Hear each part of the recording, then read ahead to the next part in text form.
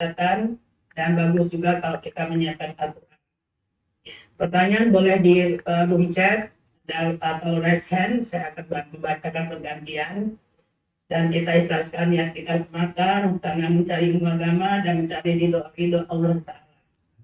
Semoga Allah memudahkan kita dalam memahami ilmu kita, ilmu agama kita. Demikian Ustaz, silakan Ustaz dimulai. Assalamualaikum warahmatullahi wabarakatuh. Alhamdulillahi rabbil alamin. Wassalatu wassalamu ala ashrafil mursalin Nabiyyina wa maulana Muhammadin wa ala alihi wa sahbihi ajma'in. Wa ashhadu an la ilaha illallah wahdahu la syarikalah. Wa ashhadu anna Muhammadan abduhu wa rasuluh sallallahu alaihi wa ala alihi wa sahbihi wa sallama tasliman katsira. Thumma amma ba'd. Alhamdulillah, puji syukur layak kita haturkan kehadirat Allah Azza wa Jalla. Dialah zat yang memberikan kita banyak kemudahan untuk bisa memiliki perhatian terhadap ilmu agama. Kami sangat yakin Bapak Ibu yang ikut kajian di malam hari ini tentu saja bukan pengangguran, tapi orang yang memiliki kegiatan, orang yang memiliki kesibukan. Namun kita sisihkan waktu untuk belajar karena kita sangat butuh terhadap ilmu. Sebagaimana penjelasan yang disampaikan oleh Imam Ahmad rahimahullahu ta'ala, an-nasu ilal ilmi ahwaju minhu ila ta'am. Manusia terhadap ilmu itu lebih butuh dibandingkan terhadap makanan. Kemudian beliau menjelaskan, kita makan dalam sehari maksimal 3 kali. Kalaupun lebih, kita akan terlalu kekenyangan. Sementara kita butuh ilmu sepanjang nafas.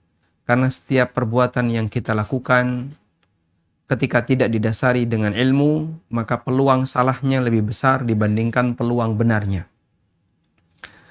Selanjutnya, di kesempatan kali ini, sebagaimana yang disampaikan dalam pengumuman, kita akan membaca kitab Adabul Mufrad di bab man adraka walidayhi falam yadkhulil jannah. Orang yang menjumpai kedua orang tuanya, terutama ketika sudah berada di usia tua, namun ternyata perjumpaan dia dengan orang tuanya tidak bisa menyebabkan dia masuk surga.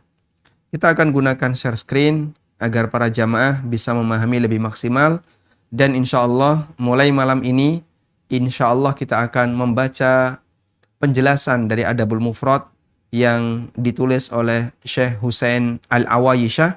Beliau salah satu murid senior Syekh Albani rahimahullahu ta'ala.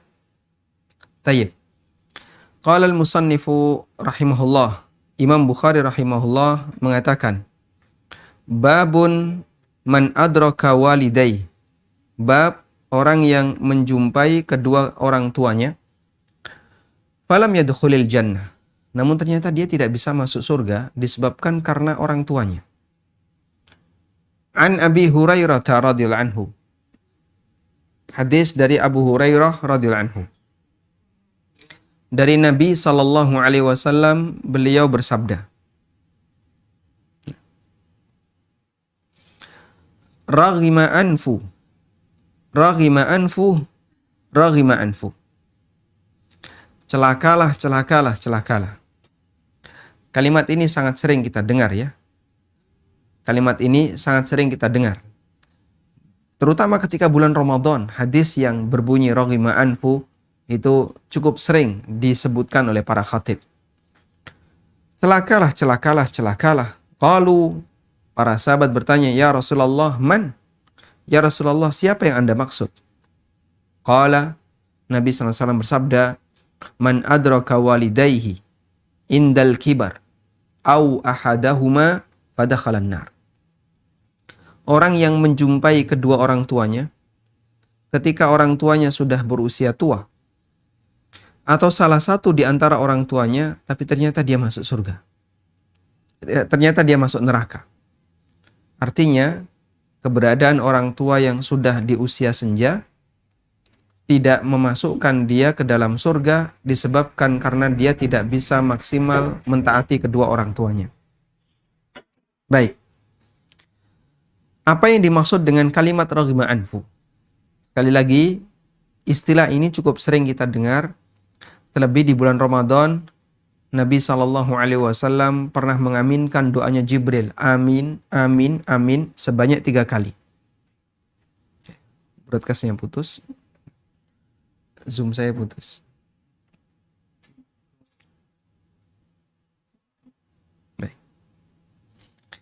Nabi SAW pernah mengaminkan doanya Jibril sebanyak 3 kali. Lalu para sahabat bertanya, kenapa Anda Anda membaca amin sebanyak 3 kali? Kemudian Nabi SAW menyampaikan, Jibril telah berdoa. Dan dalam doanya Jibril mengucapkan, raghima anfu, celakalah orang. Raghima anfu, celakalah orang. Apa yang dimaksud dengan raghima anfu? Di sini ada penjelasan. Makna raghima anfu, raghima maknanya adalah ulsika birragam. Ragam artinya tanah. Mukhtalat biramal, tanah yang bercampur dengan kerikil.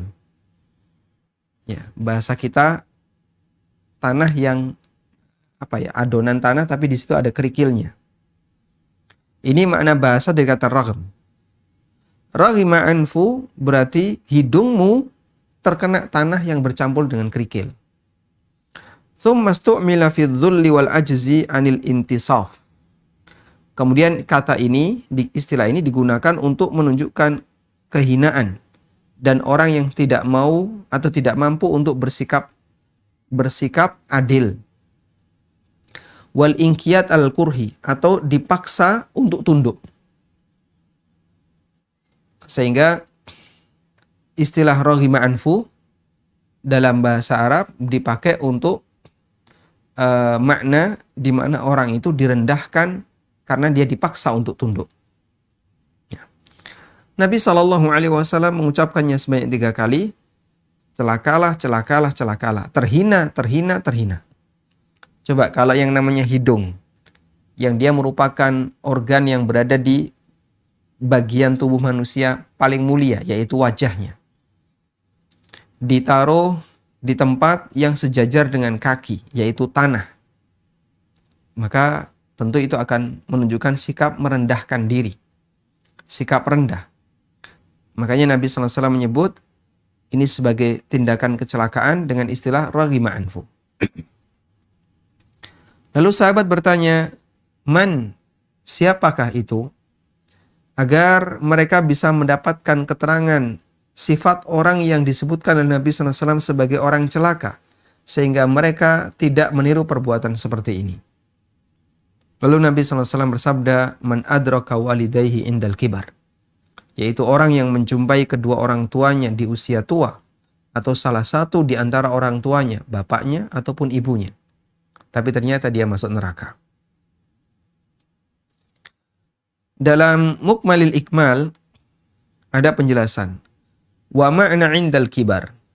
Makna orang tua ketika sudah di usia tua artinya adalah fi hali khudurihi wa makani huzulihi. Ay yudrikahuma wal halu annahuma ajizani wa dha'fu mutamakkinun fihima.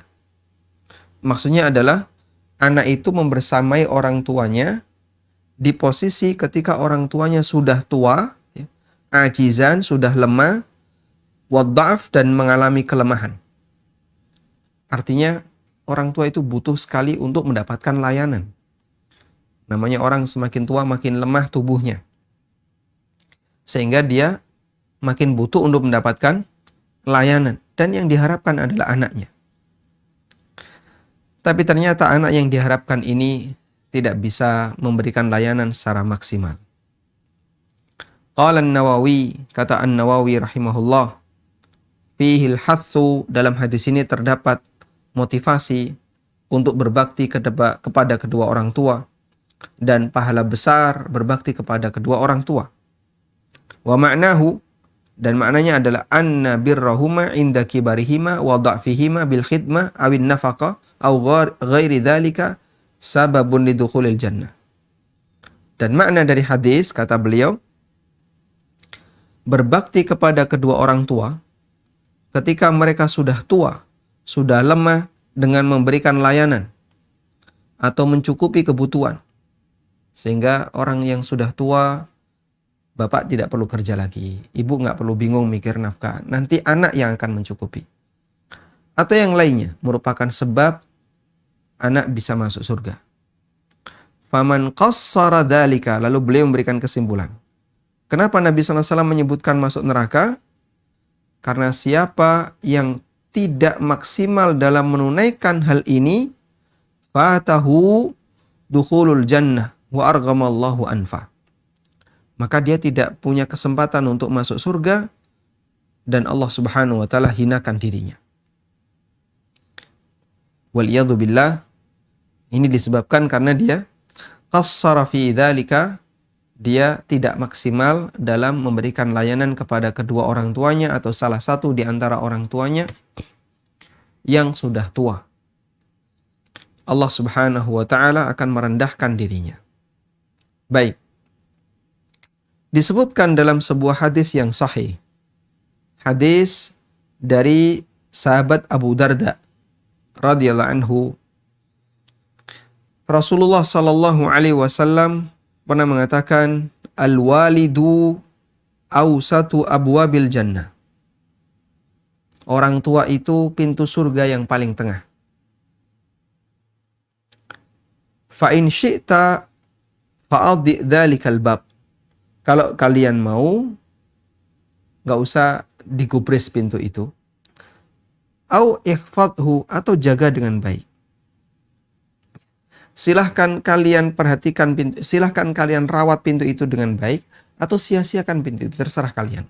Artinya Nabi SAW sudah memberitahu, orang tua adalah pintu surga yang paling tengah.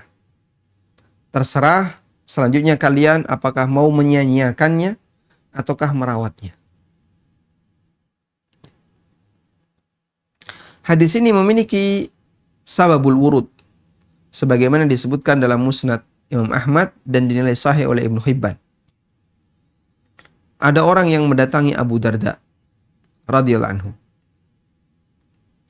Faqal, orang ini bertanya, "Inna abi lam yazal bi hatta tazawwajtu wa innahu al-ana ya'muruni bi talaqiha." Ayahku itu selalu bersama dengan aku. Ada lelaki yang mengatakan, ayahku selalu bersama dengan aku. Lam yazal bi hatta tazawwajtu, sampai aku menikah. Dan sekarang beliau menyuruhku untuk menceraikan istriku. Qala,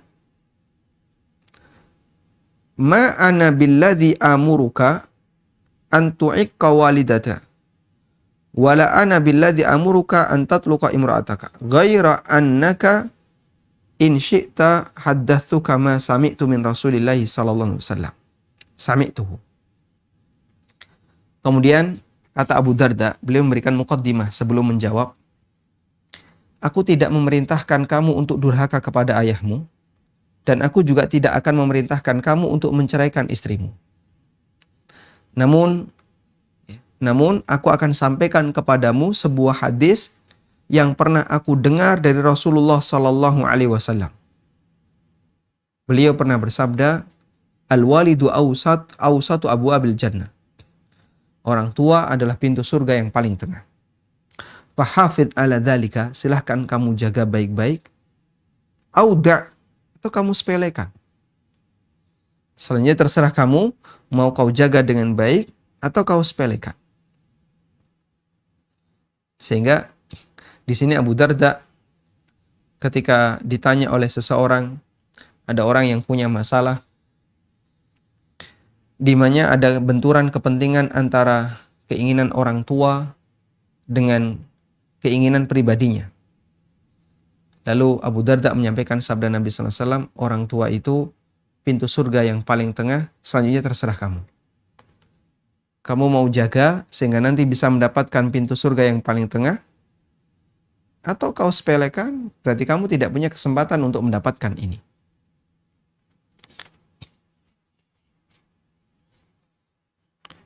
Fa'ahsibu Atha. Fa'ahsaba Atha qala fatallaqaha. Kata perawi, menurut keterangan Atha, beliau mengatakan lelaki itu pun menceraikan istrinya. Baik.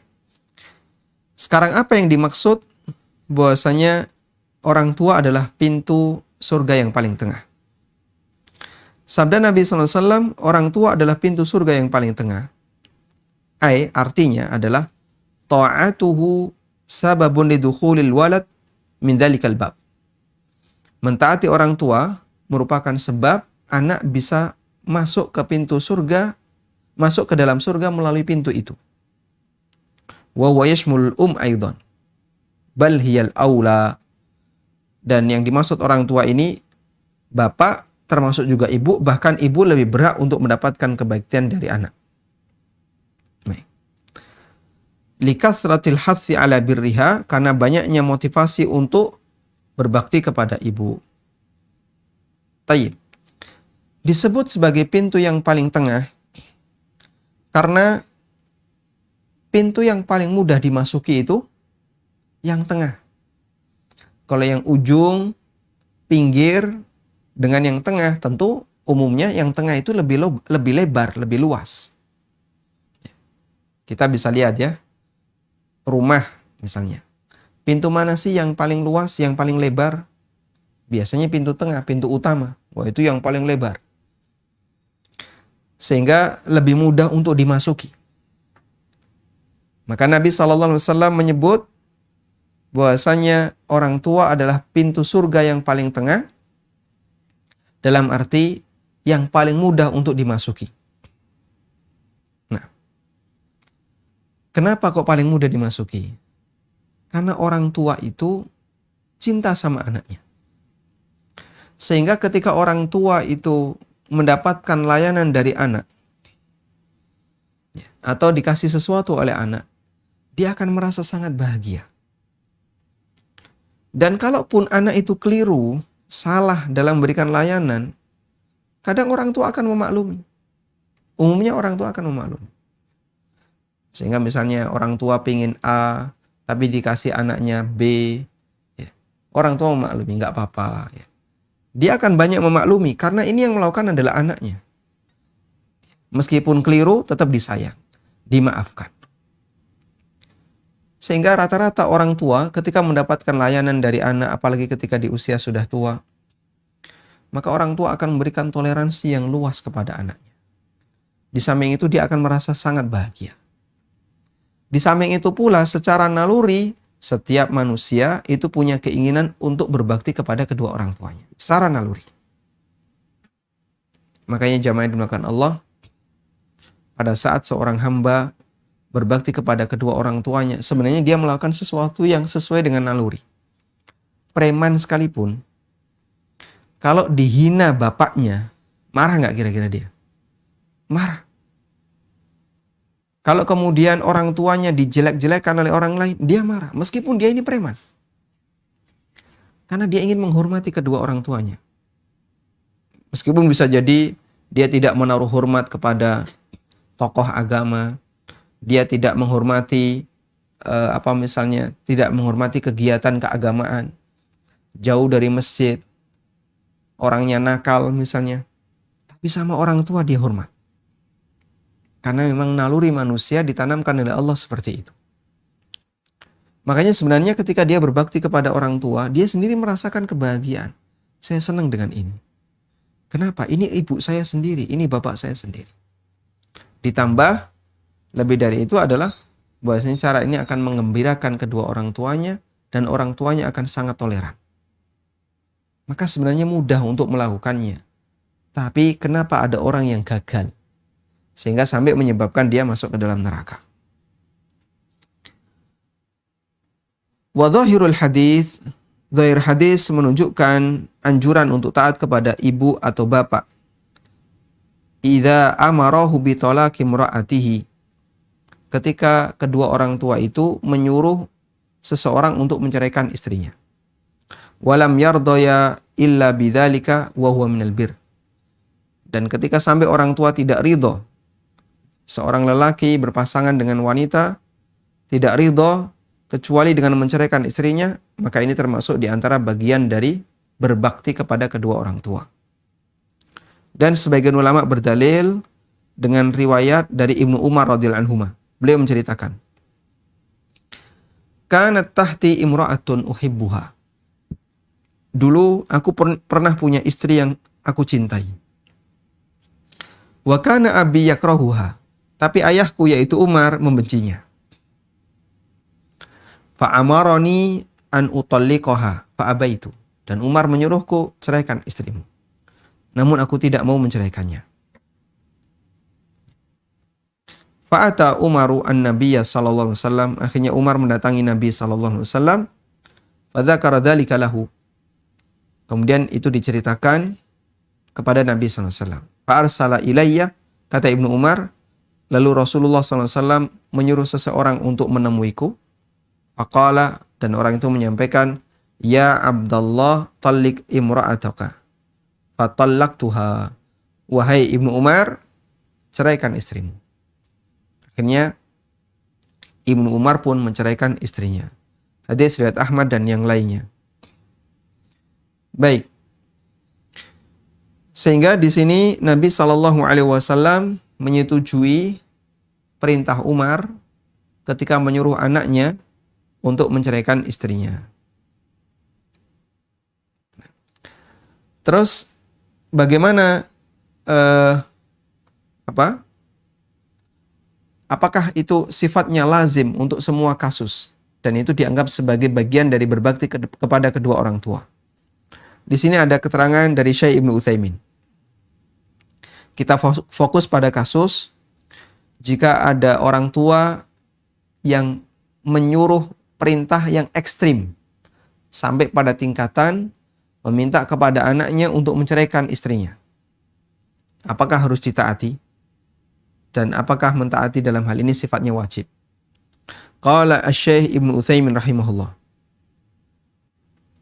Walakin laisa kullu walidin ya'muru ibnahu bi talaqi zaujatihi tajibu ta'atuhu. Kata beliau, tidak semua orang tua yang menyuruh anaknya untuk menceraikan istrinya wajib untuk ditaati. Kemudian Imam Ibnu Utsaimin membawakan riwayat dari Imam Ahmad. Ada orang yang bertanya kepada Imam Ahmad rahimahullah. Dia menyampaikan, "Inna abi yaqul," bapakku menyuruhku, "Tallik imra'atak wa ana uhibbuha." Ceraikan istrimu. Padahal aku mencintainya. Qala, kata Imam Ahmad, "La tutallikha." Jangan kau ceraikan istrimu. Qala, lalu orang ini bertanya lagi kepada Imam Ahmad. Alaisan Nabiyyu sallallahu alaihi wasallam qad amara ibna Umar ayutallika zaujatahu lima amarahu Umar. Bukankah Nabi sallallahu alaihi wasallam pernah menyuruh Ibnu Umar untuk menceraikan istrinya? Sebab Umar radhiyallahu anhu yang menyuruhnya. Faqala, lalu Imam Ahmad rahimahullah memberikan jawaban, "Wahal abuka Umar?" Apakah bapakmu seperti Umar? Apakah bapakmu seperti Umar? Wali anna Umar na'lamu ilmal yakin annahu la ya'muru Abdullah bi talaqi zawjihi illa li sababin syar'i. Kita sangat yakin bahwa Umar tidak mungkin menyuruh anaknya yaitu Abdullah untuk menceraikan istrinya kecuali karena ada sebab syar'i. Wa qad yakunu Ibnu Umar lam ya'lamhu, dan bisa jadi Ibnu Umar enggak tahu tentang ini. Karena bagian dari hal yang mustahil, Umar memerintahkan anaknya untuk menceraikan istrinya dengan tujuan untuk memisahkan keduanya tanpa sebab syar'i. Berarti itu murni memberikan madarat. Fahadza ba'id. Ini pemahaman yang jauh. Apa kepentingan Umar sampai harus merusak keluarga anaknya sendiri? Ya. Sehingga dalam hal ini wallahu taala alam, Umar radhiyallahu anhu menyuruh Abdullah untuk menceraikan anaknya karena ada sebab syar'i. Nah, sekarang dari penjelasan ini kita bisa mengambil kesimpulan bahwa jika sampai pada kondisi ekstrim, orang tua menyuruh anaknya untuk melakukan hal tertentu. Contohnya menceraikan istrinya. Apakah ini harus ditaati? Jawabannya adalah menimbang apakah ada alasan kuat ataukah tidak. Kalau ada alasan kuat, maka bisa kita samakan sebagaimana kasus Umar ibn Khattab. Tapi kalau tidak ada alasan yang kuat, kita bisa bawa fatwa Imam Ahmad ketika beliau ditanya tentang itu. Baik, apalagi jika perintahnya di bawah perintah ekstrim seperti ini. Sebatas minta sesuatu yang ringan atau yang mampu untuk dilakukan oleh sang anak. Maka jangan sampai anak itu menolak. Nah, wallahu a'lam. Tayyib. Selanjutnya, kita perhatikan firman Allah di surat Al-Isra ayat 23. Allah Subhanahu wa taala berpesan, "Wa qadara rabbuka alla ta'budu illa iyyah." Rabbmu menetapkan agar kamu tidak beribadah kecuali hanya kepadanya. Wa bil walidaini ihsana, dan agar kamu berbuat baik kepada kedua orang tuamu. Sehingga di situ Allah perintahkan dua hal. Pertama, mentauhidkan Allah sebagai rasa syukur hamba kepada Allah yang telah menciptakannya. Dan yang kedua, berbakti kepada kedua orang tua sebagai rasa terima kasih anak terhadap orang tua yang menjadi sebab keberadaan dia di muka bumi ini. Lalu Allah sampaikan, imma yablughanna 'indakal kibara ahaduhuma aw kilahuma fala taqul lahumu uffi wa la tanharhuma wa qul lahumu qawlan karima.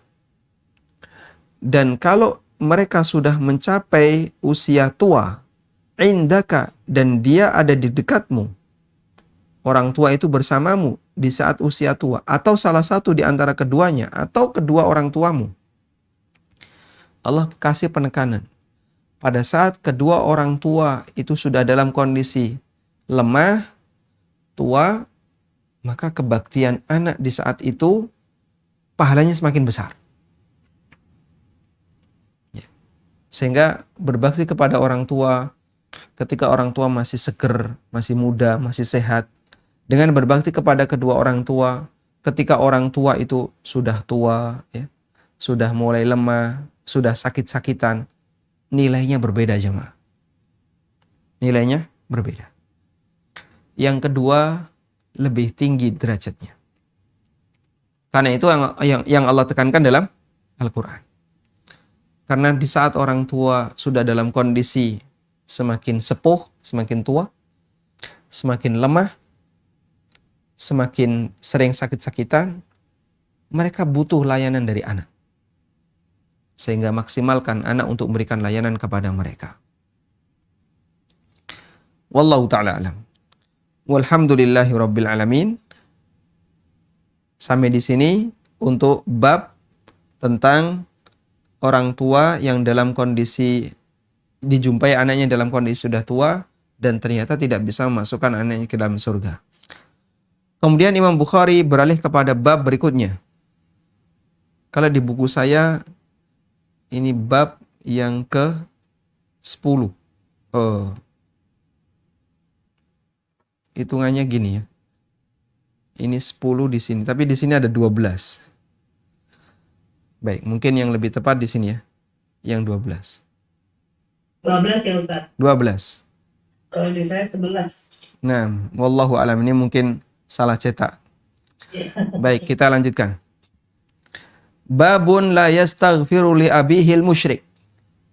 Bab tidak diperbolehkan untuk memintakan ampunan kepada orang tua yang mati musyrik. Dari Ibnu Abbas radhiyallahu anhuma, beliau menceritakan atau memberikan penjelasan tentang firman Allah surat Al-Isra ayat 23. imma yablughanna 'indakal kibara ahaduhuma aw kilahuma fala taqul lahumā uffin. Apabila orang tuamu sudah mencapai usia kibar, usia tua, indaka, dan dia berada di dekatmu bersama dengan kamu, ahaduhuma, salah satu di antara mereka, au kilahuma, atau keduanya, fala taqul lahumā uff. Jangan sampai keluar kata-kata uff. Ila qaulihi ta'ala, sampai pada firman Allah Ta'ala di ayat 24, wa qul lahumā qaulan karima. Saya pada ayat kama rabbayani wa qur rabbirhamhuma kama rabbayani shaghira. Dan berdoalah, ya Allah rahmati keduanya sebagaimana mereka berdua telah mendidikku di waktu aku kecil. Kata Ibnu Abbas radhiyallahu anhuma, fanasakhatha al-ayatul lati fi bara'atin. Ayat ini telah dihapus oleh ayat yang ada di surat At-Taubah. Fi bara'ah maksudnya ada di surat At-Taubah. Ma kana lin-nabi walladzina amanu ay yastaghfiru lil musyrikin walau kanu uli qurba min ba'di ma tabayyana lahum annahum ashabul jahim. Tidak boleh bagi nabi maupun orang-orang yang beriman untuk memohonkan ampunan kepada orang musyrik meskipun mereka adalah kerabat dekat, bahkan bisa jadi orang tuanya sendiri. Mim ba'di ma tabayyana lahum, setelah jelas bagi mereka annahum ashabul jahim, kalau mereka adalah penduduk neraka. Maksudnya setelah jelas bagi mereka bahwa orang tuanya atau kerabatnya ini mati kafir. Dan orang kalau mati kafir berarti dia abadi di neraka. Baik. Kita baca penjelasannya dari Ibnu Abbas radhiyallahu anhuma. Beliau menyebutkan firman Allah Ta'ala dan beliau kasih tafsir tadi. Dalam ayat ini, surat Al-Isra ayat 24. Di situ ada perintah untuk mendoakan kedua orang tua. Wa qur rabbirhamhuma kama rabbayani shaghira. Bacalah doa. Rabbirhamhuma, wahai Rabbku, rahmatilah kedua orang tuaku sebagaimana mereka telah mendidikku di waktu kecil. Apakah doa ini mencakup umum untuk seluruh orang tua? Kata Ibnu Abbas, tidak. Ada yang dikecualikan dalam hal ini adalah orang tua yang kafir tidak boleh didoakan. Orang tua yang mati dalam kondisi apa? Kafir, dia membawa agama selain Islam, tidak boleh didoakan. Kemudian di sini ada kalimat fala taqul lahumā uff. Janganlah kalian mengucapkan kata uff. Uff adalah atadajjar. Uff itu ismul fi'lil mudhari'. Isim tapi bentuknya fi'il mudhari'. Yang maknanya adalah atadajjar. Ibnu Katsir mengatakan fala taqul lahumā uff. Jangan ucapkan uff kepada mereka. Ai la tusmi'huma qawlan sayyi'a. Jangan sampai mereka mendengar ucapan yang buruk. Hatta wala ta'fif wa huwa adna maratibil qawlis sayyi'. Sampai pun hanya ucapan ta'fif, yang itu merupakan ucapan buruk yang tingkatannya paling rendah. Ya. Itu kalau bahasa kita mungkin dengan satu kata, itu sudah uff. Kalau orang Jawa piek, ya. Gitu ya. Cuman cek gitu aja. Ini dilarang oleh Al-Qur'an. Ya. Ngepiek ne itu namanya, kadang kita melihat ada perbuatan orang yang kita nggak suka, kita nggak komentar. Cuman kita cuma bilang itu sudah menunjukkan apa?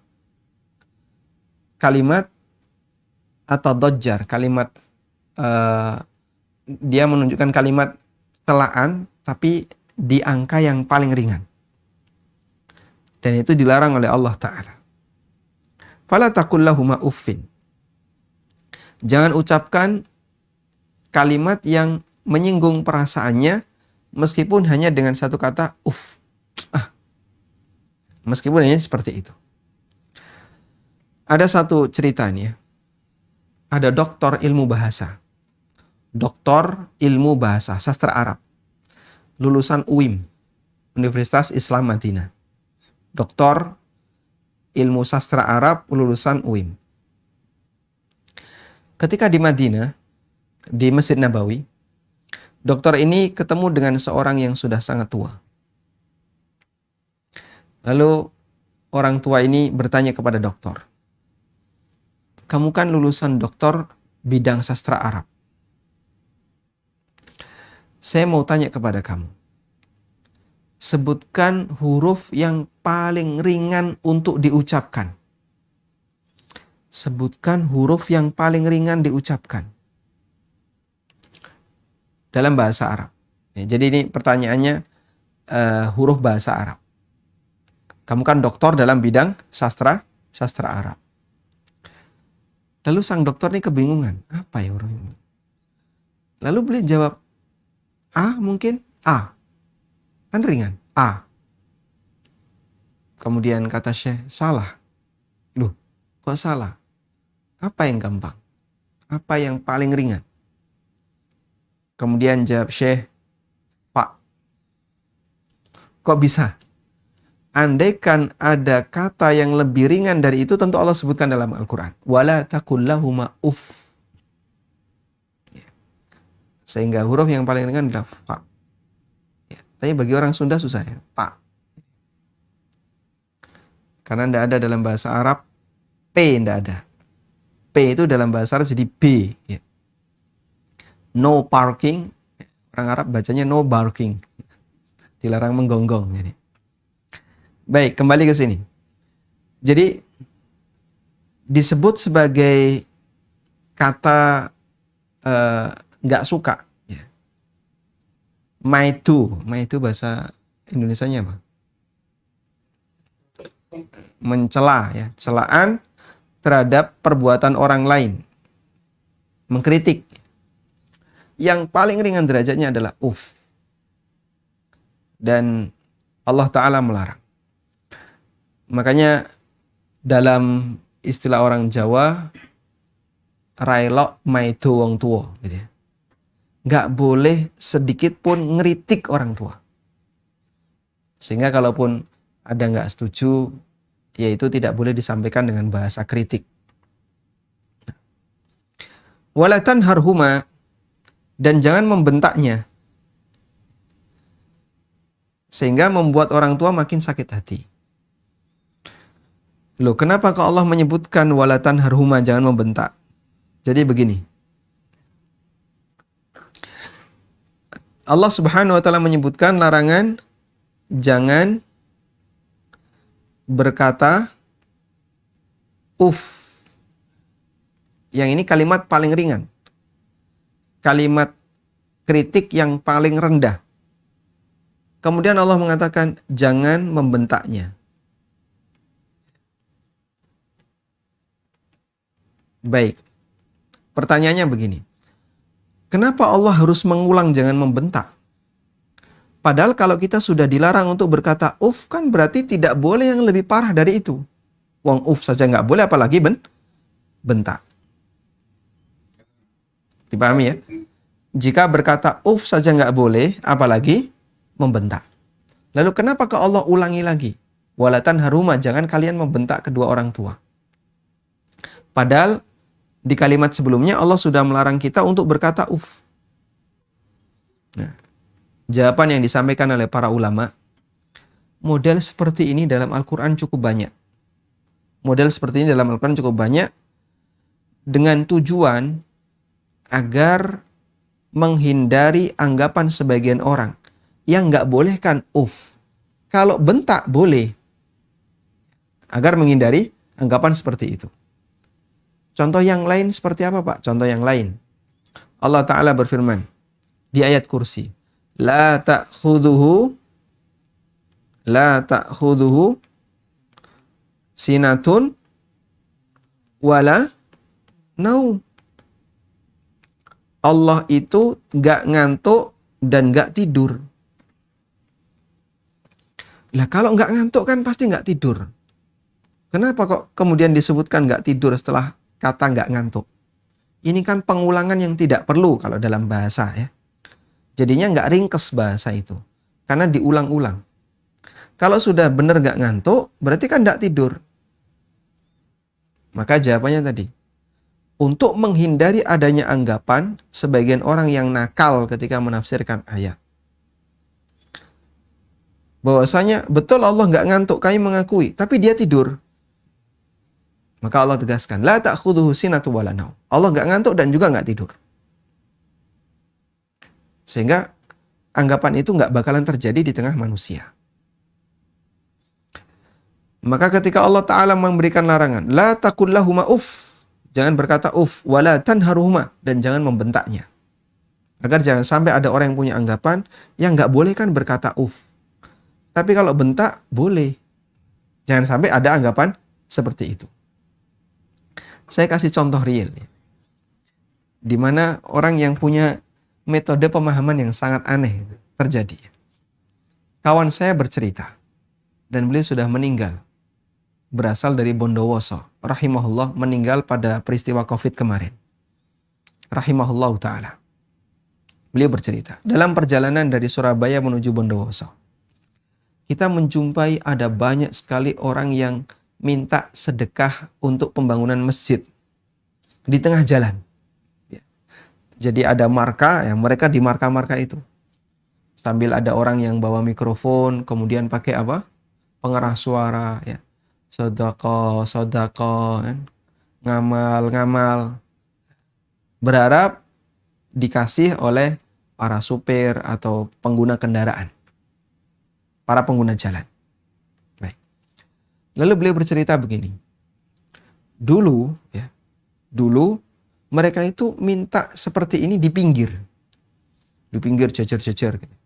Dulu di pinggir. Sehingga yang ngasih itu bukan supir, tapi orang yang berada di posisi kiri mobil. Di posisi kiri kendaraan. Sampai akhirnya, menurut beliau, ya, NU Jawa Timur mengeluarkan maklumat tidak boleh minta donasi di pinggir jalan. Lalu mereka terjemahkan, tidak boleh minta donasi di pinggir jalan. Berarti di tengah boleh. Akhirnya mereka minta donasinya di tengah jalan. Masya Allah. Saya dengar pertama itu hampir nggak percaya. Terus beliau bilang, serius seperti itu. Info yang saya dapatkan. Masya Allah. Paham ya? Jadi kadang ada orang yang punya pikiran yang aneh. Yang dilarang kan kayak gini. Kalau yang ini boleh. Wala taqul lahuma uffin. Jangan kalian berkata uff kepada orang tua. Bisa jadi terus orang muncul anggapan. Yang nggak boleh kan uff. Tapi kalau membentak boleh. Hanya orang tuanya malah dibentak. Makanya Allah kemudian kasih penegasan. Wala tanharhuma. Sehingga di situ memberikan penjelasan. Batas bawah, batas atas. Kalimat kritik kepada orang tua dilarang. La ta'khudhuhu sinatu wala naum. Allah enggak ngantuk dan Allah enggak tidur. Ya, namanya enggak ngantuk ya pasti enggak tidur. Ngantuk aja enggak, apalagi tidur. Tapi ini disebutkan dalam rangka untuk menghindari anggapan. Oh, memang Allah enggak ngantuk, tapi bisa jadi dia tidur. La haula wala quwata illa billah. Subhanallah dari anggapan ini. Makanya Allah tegaskan. La ta'khudhuhu sinatun wala naum. Allah enggak ngantuk dan tidak tidur. Orang tingkat kesadarannya itu mulai turun saat apa? Saat apa? Ngantuk. Mana yang tingkat kesadarannya lebih banyak hilang? Ngantuk ataukah tidur? Tidur. Kalau tidur sudah bablas. Sudah. Mungkin dia sudah melayang kemana tidak tahu. Tapi kalau ngantuk mungkin masih sadar dikit-dikit gitu ya. Sehingga ngantuk itu batas bawah hilangnya tingkat kesadaran. Batas bawah. tidur itu batas atas hilangnya tingkat kesadaran. Maka Allah jelaskan, la ta'khudhuhu sinatu wala naum, di batas bawah hilang tingkat kesadaran maupun di batas atas hilang tingkat kesadaran tidak terjadi pada Allah Subhanahu wa taala. Agar tidak muncul anggapan tadi. Nah, sebagaimana anggapan orang Yahudi di mana Allah Subhanahu wa taala tidur, ya, Allah nggak sadar, Allah kalah perang dan seterusnya. Subhanallahi amma yaqulun, dan maha suci Allah dari apa yang mereka ucapkan. Nah. Selanjutnya, wa qul lahuma qawlan karima, dan ucapkan untuk keduanya dengan ucapan yang baik. Hasanan jamilan layyinan tayyiban bita'addub wa tawakkur wa tawqir wa ta'zim. Ucapkanlah kalimat yang hasan, yang baik, yang jamil, yang baik, yang lembut, ya, thayyib, disertai dengan adab dan penghormatan kepada orang tua. Qala Mujahid, kata Mujahid. Coba kita perhatikan bagaimana tafsir Mujahid. Fi hadhil ayah, dalam ayat ini juga terdapat kesimpulan.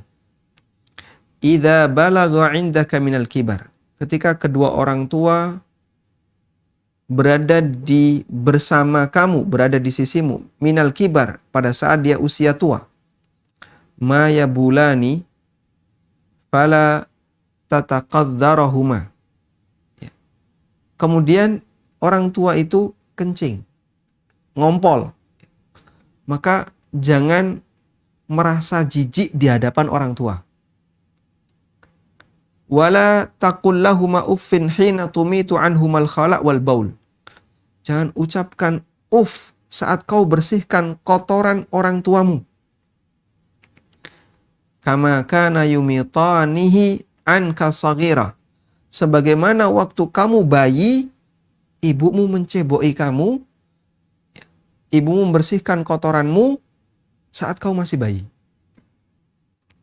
Coba ya, ibu-ibu yang punya anak bayi ya, ketika anaknya ngompol, saat anak bayi itu ngompol, ibunya, bapaknya itu ketawa, kencingnya sampai muncrat misalnya ya, terus mereka menghindar sambil ketawa-ketawa dan merasa lucu gitu. Si bayi ini waktu dia keluar air kencing sampai nyiprat, atau ketika buang air besar lalu sampai bocor keluar dari pampersnya misalnya. Orang tua nggak merasa marah dan nggak sampai keluar kata benci kepada anaknya, tidak. Mereka bersihkan itu dengan gembira. Nah, kata Mujahid, berikan kesamaan itu pada orang tuamu saat dia berada di usia yang sudah lemah, bisa jadi ngompol, buang air di kasur, bersihkan, dan jangan sampai keluar kalimat kepada kedua orang tuamu. Selanjutnya di bagian akhir Allah Ta'ala perintahkan ya, wa qur rabbirhamhuma kama rabbayani shaghira, dan doakan kebaikan untuk kedua orang tuamu dengan kalimat irhamhuma rabbirhamhuma, ya Allah rahmatilah keduanya sebagaimana mereka telah merawatku ketika kecil. Kata Ibnu Abbas, ayat ini dikecualikan dengan ayat yang ada dalam surat At-Taubah. Ya. Artinya ayat di surat Al-Isra yang merintahkan untuk berbakti kepada kedua orang tua, termasuk diantaranya adalah memohonkan istighfar untuk keduanya, yang itu sifatnya umum, dikecualikan dengan surat At-Taubah, di mana Allah melarang untuk memberikan istighfar kepada kerabat yang musyrik, dan termasuk di dalamnya adalah bapak yang mati kafir misalnya. Wa min ajlihi bawabal musannif, dan inilah yang menjadi kalimat yang ditunjuk oleh Bukhari untuk dijadikan bab dalam bab ini, yaitu bab tidak boleh meminta ampunan untuk ayah yang mati kafir. Baik. Sehingga jamaah yang dimulakan Allah Ta'ala, ini salah satu di antara dalil yang dipakai oleh jumhur ulama untuk mengatakan bahwa kedua orang tua Nabi sallallahu alaihi wasallam meninggal dalam kondisi bukan sebagai muslim, dengan dalil Nabi sallallahu alaihi wasallam tidak pernah membaca doa Rabbi firli wali walidayya warhamhuma kama rabbayani shaghira. Karena Allah melarang beliau sallallahu alaihi wasallam untuk melakukan itu. Wallahu ta'ala alam. Mungkin itu yang bisa kita sampaikan sebagai muqaddimah. Wassallallahu ala nabiyyina Muhammadin wa ala alihi wa sahbihi wasallam.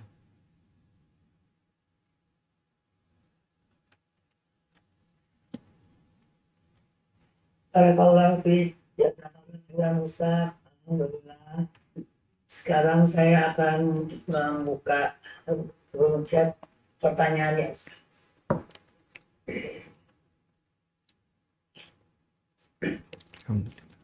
Sebentar, Ustaz. Ya, ya. Assalamualaikum Ustaz. Ini pertanyaan pertama ya Ustaz.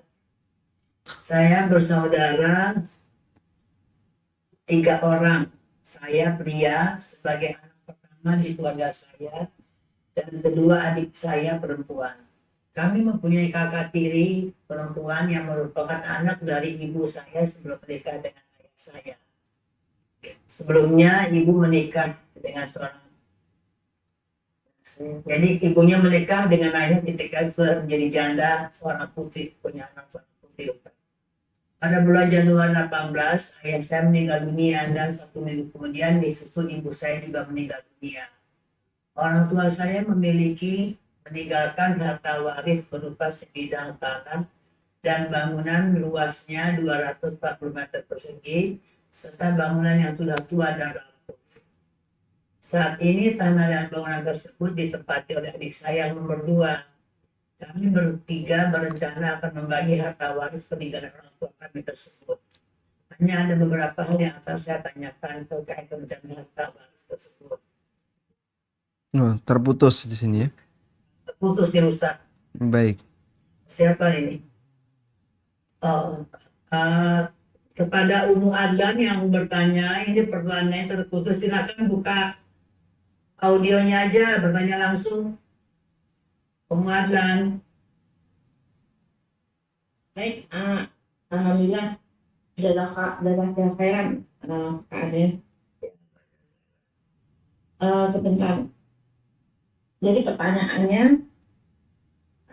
kami diulang apa lanjutannya ya? Lanjut aja. Kami bertiga berencana akan membagi harta waris peninggalan orang tua kami tersebut. Hanya ada beberapa hal yang akan saya tanyakan terkait rencana bagi harta waris tersebut sebagai berikut. Pembagian harta waris menurut syariat kita seperti apa? Hukumnya apa ya jika kedua adik saya minta harta waris tersebut dibagi sama rata dengan alasan adik saya diberi wasiat atau pesan oleh ibu sebelum meninggal dunia bahwa harta waris dibagi 3 sama rata. Sementara saya tidak pernah mendengar wasiat ibu tersebut dan tidak pernah ada bukti tertulis yang saya terima. Apakah kakak tiri kami tersebut juga berhak untuk mendapat harta waris tersebut dan besarnya berapa banyak?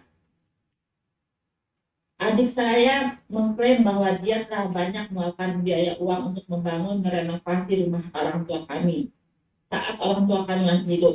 Dan adik saya tersebut minta digantikan diperhitungkan biaya uang yang sudah dikeluarkan. Apakah yang harus kami lakukan dengan pernyataan adik kami tersebut?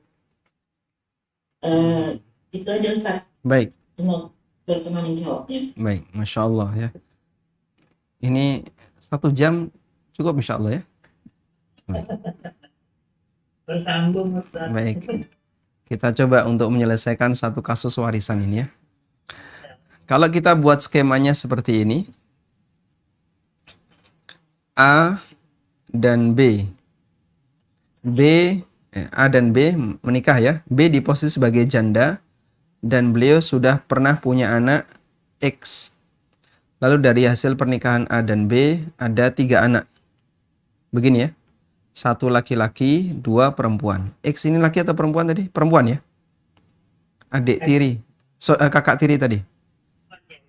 Perempuan ya? Ya, laki cuma 1. Yang Baik.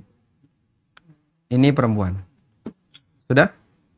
Berarti kita bisa melihat hubungan ketiga anak ini dengan P yang saya kasih tanda X, hubungannya adalah saudara seibu. Hubungannya saudara seibu. Sudah? Baik. Orang yang berhak dapat warisan adalah ketika dia memiliki hubungan nasab atau karena sebab pernikahan. Baik. Sehingga yang berhak dapat warisan, A ini ayah, B ini ibu. Yang berhak dapat warisan dari A adalah 1 B, kemudian ketiga anaknya. Sementara PX ini mendapatkan warisan dari B saja, tidak dari A. Baik, ini kurang lebih jalur tentang kemana arah warisan itu. Sudah? Selanjutnya, kita perlu data. Dari warisan yang ditinggalkan, ada rumah, kemudian sebidang tanah yang totalnya 240 meter tadi, itu milik siapa? Milik A ataukah milik B? Saya langsung kasih asumsi saja ya, biar nggak repot. Anggaplah itu semuanya adalah milik A. B tidak punya wilayah tanah itu. Dalam arti B tidak ikut membeli, beliau ibu rumah tangga yang sama sekali tidak ikut menyumbangkan keuangan keluarga. Baik. Sehingga dari sini kita bisa urutkan hierarkinya. Urutannya adalah saat A meninggal dunia lebih awal 2018 karena B meninggal sepekan berikutnya. Maka yang dapat warisan adalah B. B dapat warisan 1/8 dari total warisan A. Sudah? Kemudian anak laki-laki LPP, L plus P ini mendapatkan sisa. Berarti 7/8. Dengan porsi pembagian 2/1. Baik. Saat B meninggal dunia, maka yang 1/8 tadi, ya, sebagian diserahkan ke PX dan sebagian diserahkan ke LPP. Sesuai dengan porsi 2/1. Jadinya terlalu repot untuk ngitungnya, Pak, karena bentuknya kan aset. Dan aset itu harus dicairkan untuk bisa membuat perhitungan seperti ini sampai detail. Sudah? Tapi dari sini Anda bisa memahami ya alur pembagian warisannya. Jadi anak tiri, sebenarnya bukan anak tiri dari, ini bukan anak tiri ibu, tapi dia anak tiri dari A ya. Anda LPP hubungannya dengan PX ini adalah saudara seibu. Saudara seibu itu dia dapat warisan dari ibu saja. Tapi tidak dapat warisan dari A. Hanya dapat warisan dari B. Dipahami insya Allah? Nah, karena A meninggal duluan, baru setelah itu B, maka B dapat harta dari A. Selanjutnya ketika B meninggal, PX dapat harta dari B. Nah, ini kurang lebih alurnya. Nah, berikutnya ada salah satu saudara perempuan yang mengklaim bahwasanya ibu berwasiat agar dibagi rata. Apakah wasiat ini boleh dilaksanakan? Semua bentuk wasiat yang isinya maksiat tidak boleh dilakukan. Karena itu ketika ibu berwasiat seperti itu, mungkin karena tidak tahu, boleh tidak paham tentang syariat pembagian waris yang sesuai aturan ya, Al-Quran. Sehingga kalau anak sadar bahwasanya ini nggak boleh, ini pelanggaran terhadap ayat Al-Quran, maka mintakan ampunan untuk sang ibu. Disebabkan karena ketidaktahuannya, sehingga beliau berwasiat seperti itu. Dan selanjutnya anak jangan laksanakan wasiat itu. Karena ini wasiat yang menyimpang. Ini wasiat yang menyimpang. Terus selanjutnya bagaimana? Bagi warisan sesuai dengan porsi yang telah ditetapkan, yaitu 2:1. Kecuali kalau anak laki-laki ini, beliau ridho, ya sudahlah jatah saya ambil sebagian, saya serahkan kepada saudara-saudara perempuan saya, silahkan, boleh. Selama beliau ridho dengan itu. Sudah? Nah, selanjutnya. Tadi ada klaim dari sebagian saudara perempuan. Ya, tadi nyebutnya adik. Saya misalnya anggap yang P bagian ujung ini ya. Kemarin saya sudah renovasi rumah, habis sekian saya minta ganti. Apakah dia diberikan haknya? Jawabannya iya. Berarti itu dinilai sebagai utang. Total dana yang sudah kau keluarkan berapa? Sekian puluh juta. Baik, catat sekian puluh juta. Maka begitu warisan dicairkan, kembalikan dulu ke dia. Sudah? Sisanya baru dibagi waris. Jika P yang terakhir ini, P2, ini P1, jika P2 ini tidak setuju atau belum ridho untuk melepaskan hartanya. Tapi kalau dia sudah ridho, ya dulu saya sebenarnya pengen ngasih itu ke orang tua dan sudah saya serahkan, ya sudah jangan tarik kembali kalau sudah ridho. Tapi saya merasa berat, hibah yang sudah diserahkan jangan ditarik kembali. Baik, tapi kalau dia nggak ridho dan dulu tidak pernah memberikan hibah itu, cuma ngasih dalam arti untuk renovasi, maka indikatornya adalah waktu itu dia ngasih utang, sehingga silahkan dikembalikan dengan objek warisan yang ada. Udah? Atau bisa juga mereka urunan. L, P1, dan PX ini urunan. Kita urunan berapa untuk nomboi P2. Sehingga misalnya, dulu keluar senilai, anggaplah 400 juta. Anggap misalnya, 400 juta untuk renovasi. Keluar angka 400 juta untuk renovasi. Ya sudah, 400 dibagi berempat, ditanggung bersama untuk renovasi. Maka L keluar 100, yang P juga keluar 100, P1, PX keluar 100, P2 potong 100. Jadi nanti dikembalikan cuma 300. Kalau bisa seperti itu, silahkan. Intinya, gunakan prinsip rembuk keluarga, ya, rapat keluarga untuk membagi detail harta seperti ini secara adil agar jangan sampai terjadi kezaliman di antara para ahli waris. Wallahu a'lam. Nah, bisa dipahami insyaallah.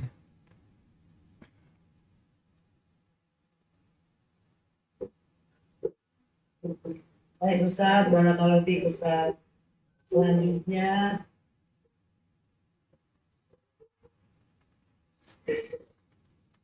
Ustaz, ini pertanyaannya, saya sebagai seorang hamba dan seorang anak, apabila jika kita berdoa, manakah yang lebih utama, apakah berdoa untuk diri kita sendiri dulu, atau beristighfar, atau berdoa untuk kedua orang tua yang lebih dahulu? Silakan Ustaz. Waalaikumsalam warahmatullahi wabarakatuh. Yang Allah ajarkan dalam Al-Quran di akhir surat Nuh, Rabbighfirli wali walidayya waliman dakhala baitiya mu'minan walil mu'minina wal mu'minat. Rabbighfirli, ya Allah ampunilah aku, wali walidayya, dan kedua orang tuaku. Waliman dakhala baitiya mu'minan walil mu'minina wal mu'minat, dan ampuni setiap orang yang masuk ke dalam rumahku dalam kondisi beriman. Dan ampuni pula untuk seluruh mukmin laki dan perempuan. Subhanallah. Barangkali di antara Bapak Ibu punya tamu, ya. Dan Anda sering membaca doa Rabbighfirli wali walidayya waliman dakhala baitiya mu'minan. Ya Allah, ampunilah diriku, kedua orang tuaku, dan orang yang masuk rumahku dalam kondisi mukmin. Maka kalau ada orang yang masuk ke rumah kita dan dia mukmin, mendapatkan manfaat dari doa ini. Dan terkait dengan pertanyaan, maka dari doa ini kita bisa menyimpulkan bahwa dianjurkan ketika berdoa, kita awali untuk diri kita dulu, baru kemudian untuk yang lain. Sampai pun orang tua. Ya Allah, ampunilah aku dan kedua orang tuaku. Sehingga kita awali beristighfar untuk diri kita, baru kemudian kita mohon istighfar untuk kedua orang tua kita.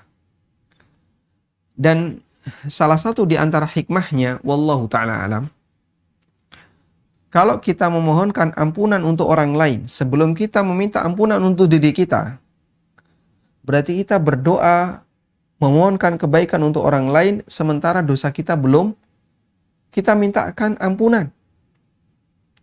Paham ya? Sehingga kita mendoakan orang lain sementara kita masih punya ganjalan dosa.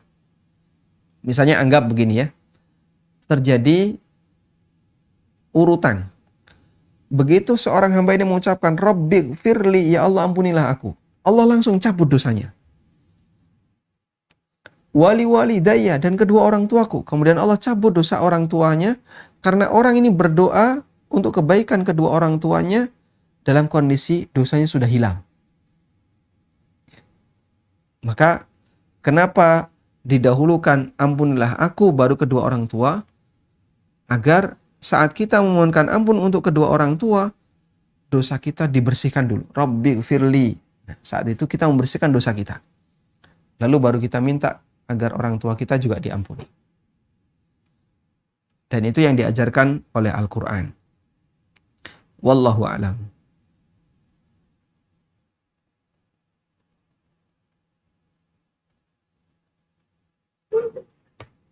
Ustaz, bagaimana orang yang semasa hidupnya tidak sempat berbakti kepada orang tuanya, Ustaz? Ketika ibunya sakit, dia masih sibuk bekerja dan mengurus rumah tangga dengan anak yang masih bayi, sehingga beliau rahimahullah tidak banyak ia rawat. Sampai sekarang orang tersebut begitu menyesal, Ustaz. Apakah ada amalan yang bisa menebus dosa itu, Ustaz? Baik. Memang tidak semua orang punya kesempatan yang sama untuk melakukan amal tertentu ya. Dan ketika dia terpaksa jadi tidak bisa berbakti kepada orang tua karena keterbatasannya, terutama anak perempuan, ya, dia tinggal jauh dari orang tua. Dia tidak bisa berinteraksi dengan orang tuanya. Ya, sehingga sampai orang tuanya ketika mendekati usia wafat nggak bisa ngapa-ngapain, tidak bisa melakukan banyak hal untuk kebaikan orang tua. Terus di sini apa yang harus dilakukan? Masalah sudah terjadi, kita bicara solusi. Yang bisa kita sarankan, ada banyak hal yang bisa dilakukan untuk berbakti kepada orang tua setelah meninggal dunia. Saya tulis dalam satu artikel yang itu diupload di web konsultasisyariah.com, berbakti kepada orang tua setelah meninggal dunia. Di antaranya adalah menghadiahkan amal untuk orang tua. Misalnya Anda bersedekah atas nama ibu, atas nama bapak, ya. Dan sedekah atas nama orang yang sudah meninggal sampai kepada orang yang meninggal. Pahalanya sampai kepada orang meninggal. Karena ini amal maliyah, amal yang bentuknya harta. Beda dengan amal badan. Amal badan itu seperti sholat, membaca Quran. Apakah boleh pahalanya dihadiahkan untuk orang yang sudah meninggal? Ulama beda pendapat. Tapi kalau amal maliyah, amal harta, kurban, sedekah, kemudian infak, terus termasuk juga wakaf, ulama dengan tegas, para ulama dengan tegas mengatakan boleh. Saya tidak mengatakan ijma ya. Tapi pendapat yang mengatakan bahwa amal badan tidak bisa sampai kepada mayit ketika disedekahkan, ketika dihadiahkan kepada mayit, seperti pendapat Imam Syafi'i, pendapat Imam Malik, mereka mengatakan untuk sedekah bisa sampai. Menurut Imam Syafi'i, sedekah atas mayit sampai. Imam Malik juga demikian. Baik. Sehingga jumhur ulama mengatakan untuk amal harta apabila dihadiahkan kepada mayit bisa sampai. Anda bisa lakukan itu sebagai bentuk berbuat baik kepada orang tua. Kemudian doakan kebaikan untuk mereka. Dan ini jelas, alhamdulillah orang mukmin apalagi yang sudah ngaji Ahlus Sunnah insya Allah paham tentang ini. Yang ketiga, sambung kebaktian itu dengan silaturahmi. Jaga hubungan baik dengan orang-orang yang dekat dengan orang tua kita. Kerabat orang tua kita. Ya. Nyambung silaturahmi, itu sangat penting. Maka jangan sampai yang namanya kerabat itu dilupakan. Ya. Misalnya, jangan merasa karena Anda sudah berada di Jakarta, sementara keluarga besar ada di kampung, lalu Anda melupakan mereka. Tidak seperti itu yang bagus. Yang ideal gimana? Tetap nyambung dengan mereka. Niatkan dalam rangka untuk berbakti kepada orang tua. Terutama bibi, saudara ibu. Karena Nabi SAW mengatakan, al-khal bimanzilatil saudaranya ibu itu sepadan dengan ibu. Sehingga kalau tidak bisa berbakti kepada ibu, alihkan kepada bibi. Wallahu a'lam.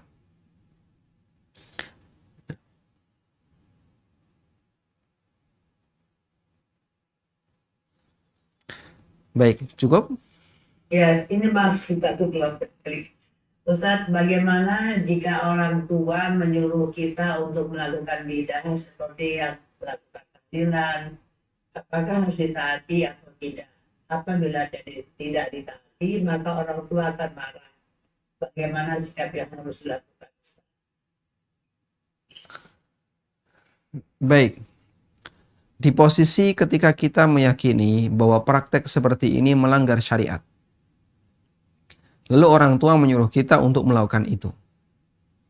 Maka tidak boleh mentaati orang tua sementara kita bermaksiat kepada pencipta kita. Dan kemarin sudah kita bahas itu, tidak boleh taat kepada orang tua dalam hal yang bermaksiat kepada Allah. La ta'ata li makhlukin fi maksiatil khaliq. Tidak ada ketaatan bagi makhluk dalam hal bermaksiat kepada Khalik. Jadikan itu sebagai kaidah. Nah, masalah bagaimana caranya untuk meredam amarah orang tua, mungkin anak bisa lebih paham dan punya banyak cara untuk bisa meredam amarah orang tua. Wallahu a'lam.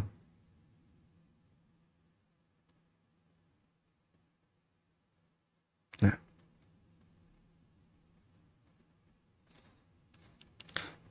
Baik, selanjutnya. Satu pertanyaan lagi Ustadz ya. Nah. Apakah benar ada hadis bahwa orang tua itu merupakan pintu tengah yang sifat Ustaz? Merupakan pintu tengah surga.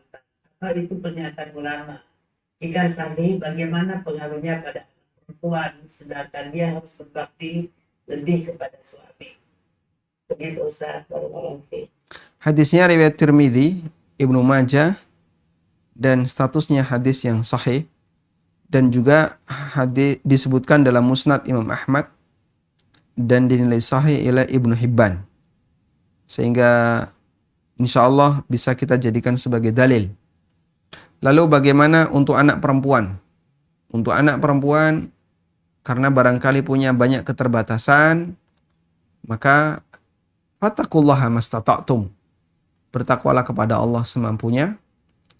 Kalau misalnya dia tidak bisa maksimal berbakti kepada orang tua karena keterbatasannya, semoga kebaktian dia kepada suami bisa mengantarkan dia ke dalam surga. Sebagaimana sabda Nabi SAW kepada seorang wanita, ketika dia punya masalah dengan suaminya, Nabi SAW mengatakan, "Unduri aina anti minhu, fa innahu jannatuki wa naruki." Coba perhatikan posisi kamu di hadapan suamimu. Karena suamimu adalah surga dan nerakamu. Sehingga beralihlah di sini ketika dia tidak bisa maksimal melayani orang tuanya karena bersama suaminya, maka semoga orang tuanya tidak sampai menyebut dia anak durhaka, intinya itu. Dan selainnya kebaktian dia kepada suami, semoga jadi sebab dia bisa masuk surga. Wallahu a'lam. Alhamdulillah Ustaz, barakallahu fiik wa jazakallahu khairan sudah menjawab Ustaz. Izin saya tutup ya Ustaz. Baik, silakan. Alhamdulillah, terima kasih banyak Ustaz atas segala kesempatan dan waktu ilmu yang telah disampaikan. Semoga Allah selalu memberkahi dan menjaga Ustaz. Amin walaki bimithlin. Ketemu Ustaz insyaallah bulan depan dengan kajian rutin. Insyaallah. Para jamaah, terima kasih banyak kita telah menyimak ilmu dari Ustaz. Semoga kita bisa mengamalkan dan kecintaan dan ketaatan kita bertambah kepada Allah. Subhanakallahumma wa bihamdika asyhadu an la ilaha illa anta astaghfiruka wa atubu ilaik. Wassalamualaikum warahmatullahi wabarakatuh. Waalaikumsalam warahmatullahi wabarakatuh.